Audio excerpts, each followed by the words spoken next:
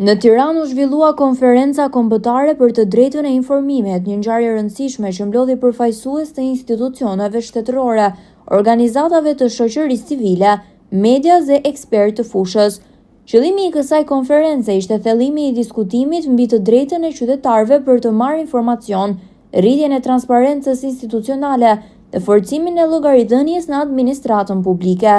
Ministri i Financave Petrit Malaj gjatë fjalës së tij theksoi se transparenca nuk është thjesht një detyrim ligjor, por një mjet efektiv për ndërtimin e një marrëdhënieje besimi mes shtetit dhe qytetarëve.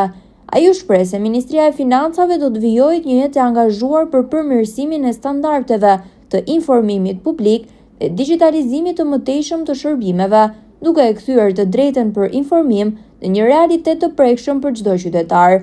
Gjatë konferencës u prezantuan edhe disa praktika të mira të institucioneve që kanë rritur të forcojnë qasjen e publikut në informacion, ndërsa u diskutuan sfidat ende të pranishme si vonesat në përgjigje, mungesa e portaleve transparente dhe vështirësitë në marrjen e të dhënave sensitive. Të gjithë panelistët u bashkuan në bindjen se informimi është themeli i një demokracie funksionale dhe se përmirësimi i aksesit ndaj informacionit është një detyrë që kërkon angazhim të përbashkët dhe vullnet të qartë politik.